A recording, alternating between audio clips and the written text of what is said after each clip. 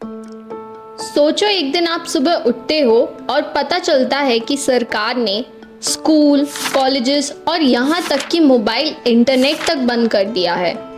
जो गलियां पहले लोगों से भरी रहती थी, अब वहाँ सिर्फ मिलिट्री बूट्स की आवाज़ और दूर से आती गोली की गूंज सुनाई देती है। ऐसा क्या हुआ कि देश इतनी मुसीबत में फंस गया? ये कहानी है हमारे पड़ोसी देश की, जिसका पास्ट उसके प्रेजेंट पे ऐसा भारी पड़ा कि डेमोक्रेसी की बुनियाद ही हिल गई। आज हम बात करने जा रहे हैं बांग्लादेश के उस पॉलिटिकल स्टॉर्म की जो महीनों से अंदर ही अंदर उठ रहा था और अब पूरी तरह से क्राइसिस में तब्दील हो चुका है।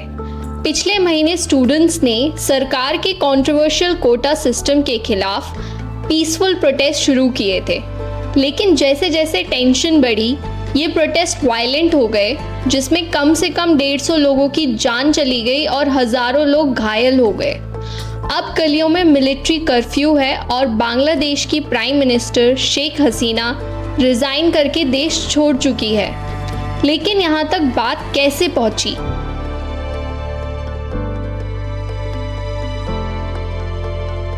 इस हालात को समझने के लिए हमें थोड़ा पीछे जाना पड़ेगा, बांग्लादेश के उस चैप्टर में जो आज तक वहां के लोगों को सताता है।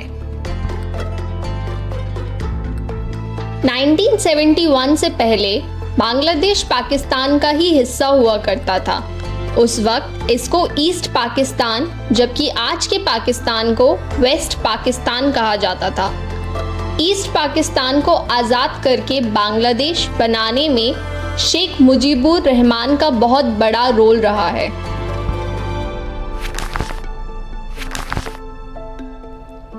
इस इंडिपेंडेंस स्ट्रगल में शेख मुजीबुर रहमान की मुक्ति वाहिनी फोर्सेस ने बांग्लादेश को आज़ाद कराने में अपना खून बहाया।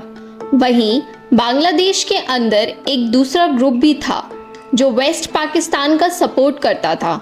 इन लोगों को रज़ाकार कहा जाता था। 1971 में पाकिस्तान से आज़ादी के बाद बांग्लादेश ने अपने फ्रीडम फाइटर्स को सम्मान देने के लिए पब्लिक सेक्टर में जॉब्स में 30% रिजर्वेशन दिया।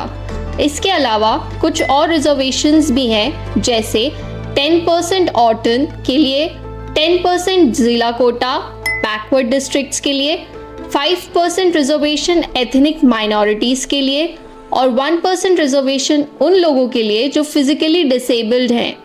अगर आप इन नंबर्स को ऐड करें तो ये टोटल 56% रिजर्वेशन बनता है।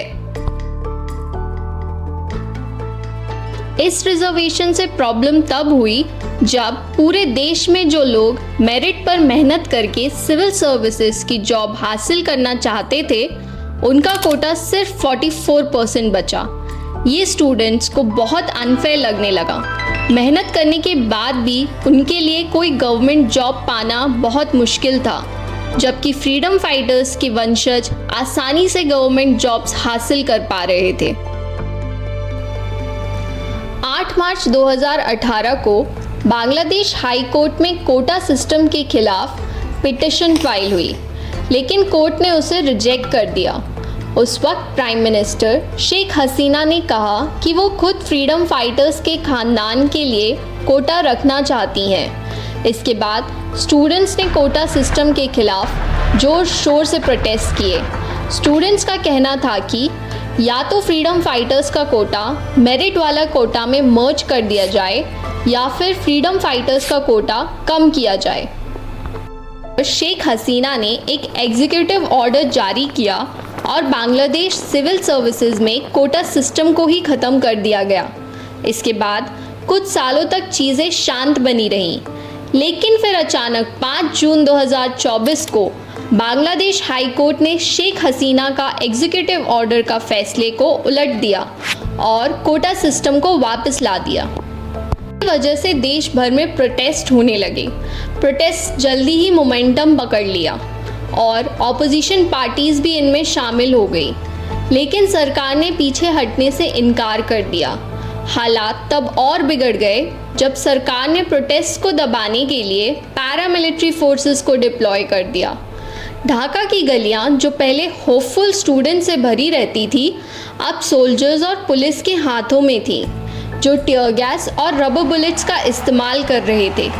ऐसा लग रहा था कि सरकार पावर बनाए रखने के लिए कुछ भी करने को तैयार थी।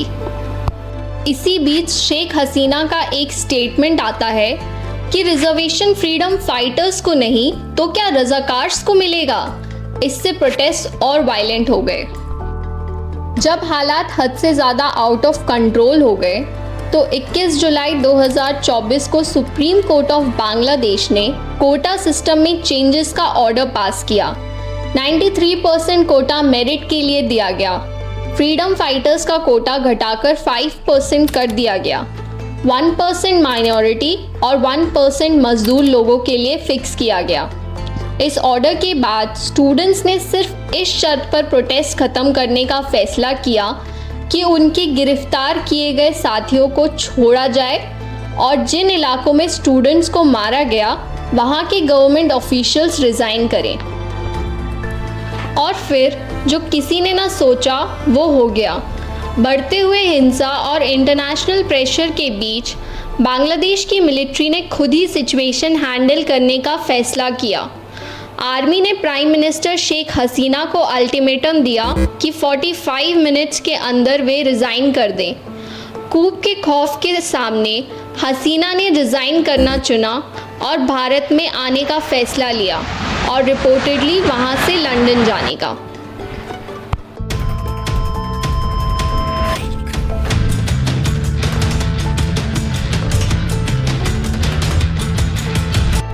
शेख हसीना के जाने के बाद बांग्लादेश का कंट्रोल मिलिट्री ने संभाल लिया और अनाउंस किया कि वो इंटरिम गवर्नमेंट बनाएंगे। अब बांग्लादेश का चार्ज आर्मी चीफ के हाथ में था, जो इंडिया और दुनिया के बारे में क्या सोचते हैं ये अब तक अनक्लियर है। ये सडन पावर शिफ्ट ने सिर्फ बांग्लादेश को ही नहीं बल्कि पूरे रीजन को ही हिलाकर रख दिया। जब कूप की खबर फैली तो सवाल उठने लगे कि ऐसा कैसे हो गया। जवाब छुपा है उन इवेंट्स में जो इस क्राइसिस तक लेकर आए। जनवरी 2024 में शेख हसीना ने जब अपना 4th consecutive term as prime minister जीता, तब इलेक्शन फ्रॉड के एक्यूजेशन सामने आने लगे। यूनाइटेड स्टेट्स ने ओपनली इलेक्शंस की लेजिटिमेसी पर सवाल उठाए, जो कि पूरे देश में अनरेस्ट फैलाने लगे। इससे बुरा ये हुआ कि हसीना ने इशारा दिया कि एक पावरफुल वेस्टर्न नेशन ने उन पर प्रेशर डाला था कि बांग्लादेश की ज़मीन पर मिलिट्री बेस बनाने दिया जाए, वरना देश को डिस्टेबलाइज कर दिया जाएगा। ये बात जो कि यूएस की तरफ इशारा कर रही थी, बांग्लादेश में और भी टेंशन्स बढ़ गई और मिलिट्री इंटरवेंशंस लगभग इनएविटेबल हो गया। अब जब बांग्लादेश एक अनसर्टेन फ्यूचर का सामना कर रहा है तो ध्यान इस बात पर शिफ्ट होता है कि अब आगे क्या होगा।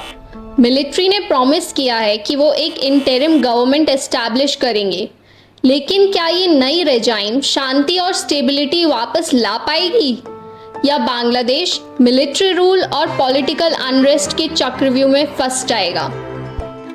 बांग्लादेश की कहानी अभी ख़त्म नहीं हुई है। ये एक ऐसे देश की दास्तान है जो अपने पास्ट, प्रेजेंट और फ्यूचर के साथ जूझ रहा है। तो एक सवाल दिमाग में आता है कि इसका साउथ एशिया के बाकी कंट्रीज़ पर क्या असर होगा। क्या डेमोक्रेसी इतने बड़े चैलेंजेस के सामने ज़िंदा रह पाएगी या फिर हम एक नए एरा के अनसर्टेनिटी की शुरुआत देख रहे हैं।